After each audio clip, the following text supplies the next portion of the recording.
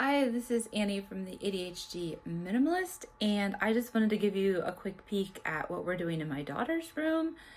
And she has ADHD Inattentive, and my son has ADHD, but the hyper kind of ADHD. So we've kind of noticed that they're sort of desiring slightly different things in their rooms, and my daughter is probably going to go to high school in another town, so she may be sleeping there during the week and coming home on the weekends.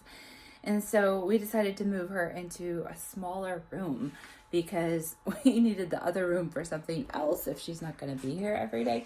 But let's see if you can see this, but our room, this main room where we have the fireplace, is kind of like turned into a storage area basically for stuff. And if we go in here, just like building stuff and a fan, and anyway, we have to get all of this back. We had to first change the door around, so we took the trim off and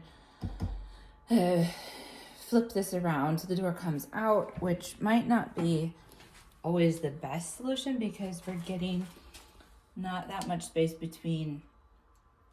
So here, that's about as far open as we can go, but there's the staircase. And you can see all the stuff that should be in the room that's not, but hopefully we'll get it back in soon.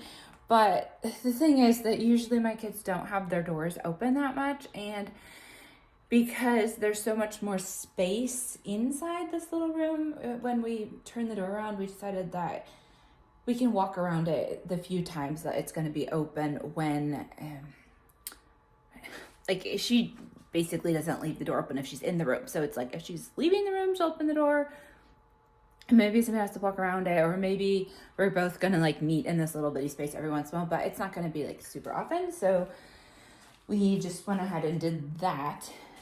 So this is a really tiny room. Let's see here. It is not even 2 meters. And you who are in America might have to do some math. This is 180 centimeters, that wall, so it's not even 2 meters. And the idea originally, this was what you would maybe call in British English that it was a box room. And so we had a crib in here, and our youngest daughter started her life here because we had 2 other bedrooms out there that were kind of smallish, and then we had 1 bedroom that was big enough for a double bed for my husband and I, and we didn't have anywhere to put the baby after she was big enough to get out of our room. So then we started to paint these walls green, and I kind of realized afterwards I need to sand a few things again.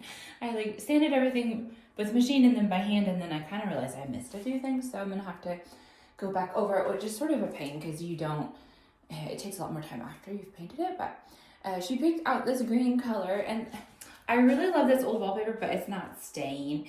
It's gonna go, well, I guess eventually if we wanted to redo in here, we could bring it back at some point, but it's gonna go under this, there, these cork, I don't really know what to call them exactly. They're like these, it's cork, and they're a certain size, and they don't have a frame or anything, so you can just put them up on walls.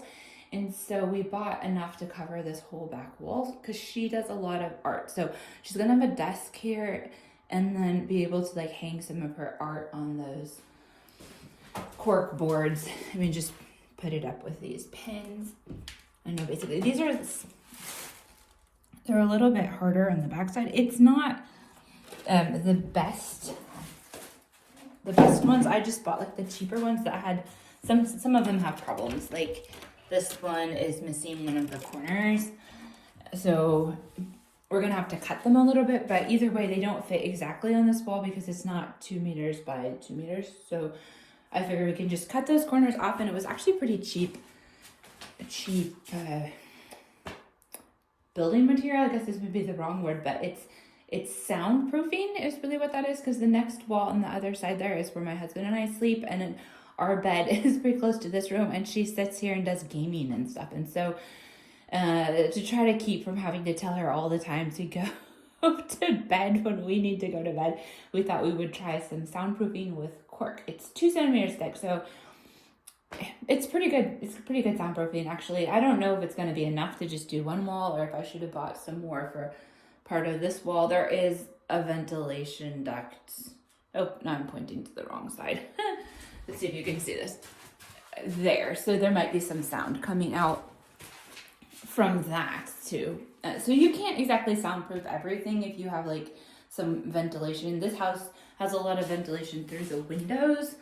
So it's, I don't know, in Swedish you call it självdrag, like it's self-ventilating maybe would be a good translation for that. But anyway, so this doesn't have like the American system where you have those grates in the floor usually, and sometimes I notice at my parents' house that you can hear what's going on in the room upstairs. It's right above you and it's all coming through that grate.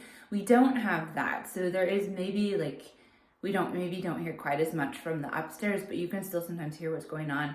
The people who are opening and shutting doors in the next room, or if somebody's in here yelling, of course you would hear that. But anyway, first we thought she was going to sleep on this end. And so we thought that sometimes the kids have like hit the wall while they're sleeping and stuff. And so we thought, well, we'll just try to get some soundproof up so that we know we can sleep.